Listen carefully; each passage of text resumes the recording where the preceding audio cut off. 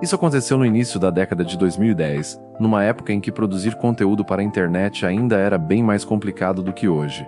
Ferramentas de edição não eram tão rápidas, câmeras acessíveis não eram tão boas, e principalmente a cultura de criar vídeos para plataformas como o YouTube ainda estava começando. Eu tinha acabado de ser contratado por uma universidade que queria entrar nesse mundo e usar o YouTube para fortalecer a marca da instituição. O salário não era grande coisa, cerca de $2.200 por mês, mas para mim era uma oportunidade interessante porque eu gostava muito de produção de vídeo e queria crescer nessa área. O problema começou praticamente no meu segundo dia de trabalho, quando meu gerente me chamou para uma reunião e apresentou o que ele chamava de KPI principal do projeto. A meta era produzir 85 vídeos com duração entre 3 e 10 minutos em um período de 52 semanas. Pode parecer apenas um número quando você escuta rápido, mas quando eu comecei a pensar no processo inteiro, percebi que aquilo era praticamente impossível para uma única pessoa naquela época. Eu teria que escrever os roteiros, organizar a produção, encontrar pessoas para aparecer nos vídeos, gravar, compor trilhas sonoras porque a universidade era barata demais para pagar bibliotecas de música sem direitos autorais, editar todo o material e ainda cuidar da publicação. E havia outro detalhe: o equipamento da universidade era extremamente ultrapassado. As câmeras e os computadores mal conseguiam lidar com vídeos em 720p, então para produzir qualquer coisa em qualidade minimamente decente, eu acabava usando meu próprio equipamento e meus próprios softwares. Eu tentei explicar isso para minha gerente logo no começo. Disse que faria o possível, mas que aquela meta era irrealista para alguém trabalhando sozinho. Ela apenas sorriu de forma encorajadora e disse algo que na época me fez acreditar que talvez fosse possível. Segundo ela, o mais importante seria a qualidade dos vídeos, não necessariamente a quantidade. Se o conteúdo fosse bom e tivesse bons resultados, ela disse que não ficaria presa apenas aos números. Com essa garantia, eu aceitei tentar. Durante o primeiro mês as coisas até correram bem. Eu trabalhava muito, mas sentia que pelo menos havia algum reconhecimento. Só que a atitude dela mudou completamente depois que ela descobriu que eu fumava. Eu fiquei sabendo disso de forma curiosa, porque uma colega me chamou de lado um dia, deu um tapa leve no meu braço como quem diz, "Você fez besteira", e me contou que a gerente simplesmente odiava fumantes. Segundo ela, a gerente já tinha defendido várias vezes que pessoas que fumavam não deveriam trabalhar ali porque consideravam um hábito inaceitável. Depois desse momento, tudo mudou. De repente eu comecei a ser criticado por coisas que antes nunca tinham sido mencionadas. Ela reclamava do cheiro de cigarro quando eu voltava do intervalo, reclamava se eu chegasse 5 ou 10 minutos atrasado mesmo sabendo que eu frequentemente ficava mais de 4 horas extras todos os dias, reclamava se durante meu intervalo alguém tentasse me contatar e eu não respondesse imediatamente. Era como se cada pequeno detalhe tivesse se transformado em um motivo para apontar falhas no meu trabalho. Mesmo assim, eu continuei me esforçando porque, no fundo, eu realmente queria que o projeto desse certo. Eu trabalhava 6 dias por semana e facilmente ultrapassava 60 horas de trabalho. 5 meses se passaram dessa forma até que um dia fui chamado para uma reunião no escritório da diretora da área.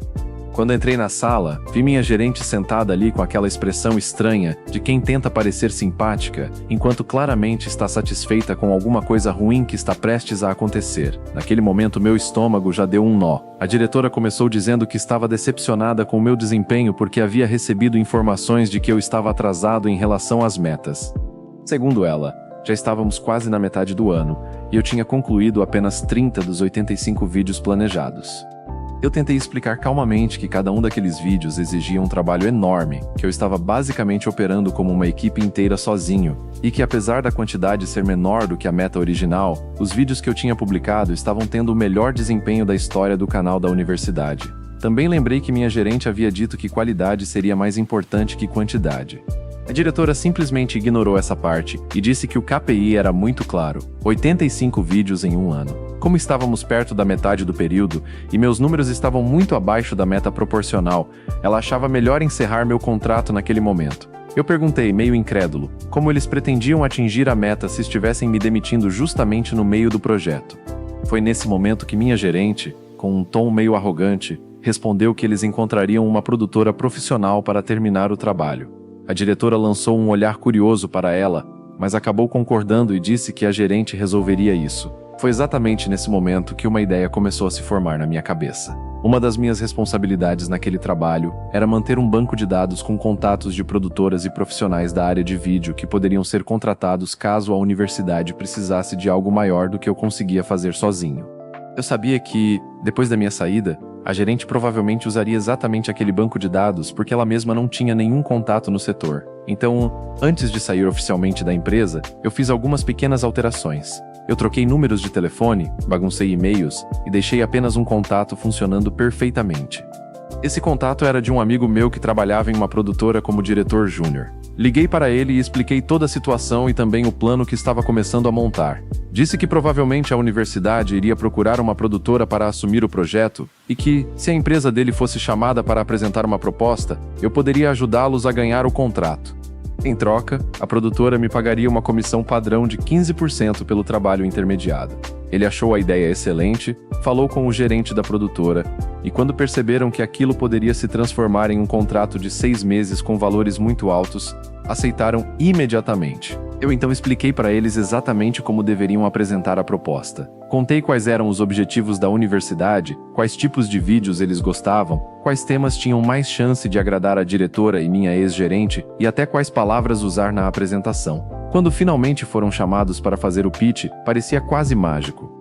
Eles demonstravam um entendimento tão detalhado do que a universidade queria que a diretora e minha gerente ficaram impressionadas. A produtora foi contratada imediatamente. Só havia um pequeno detalhe que ninguém parecia ter considerado: contratar uma produtora profissional é muito caro.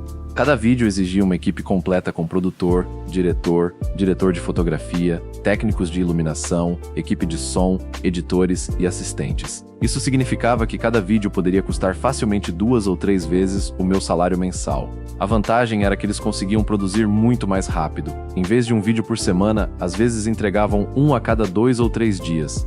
Em 4 meses, eles produziram cerca de 50 vídeos. O projeto avançou rapidamente, mas o custo explodiu de uma forma absurda. Enquanto isso, eu estava recebendo meus 15% de comissão sobre cada produção, o que acabou equivalendo a aproximadamente 15 meses do meu antigo salário. Com esse dinheiro eu consegui fazer algo que sempre quis. Tirei um tempo para viajar e depois investi nos meus estudos em uma respeitada escola de cinema no exterior. Eu achei que ali terminava minha pequena vingança pessoal contra um trabalho onde fui tratado injustamente. Mas a história ainda tinha uma última reviravolta.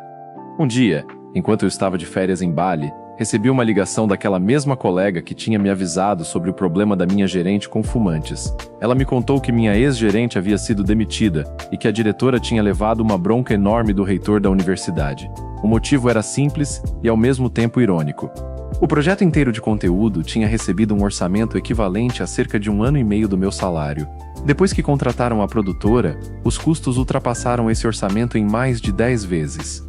A gerente estava tão desesperada para provar que conseguiria completar o projeto depois de me demitir que começou a aprovar qualquer gasto necessário para manter a produção acontecendo, tudo isso sem obter autorização adequada da diretora.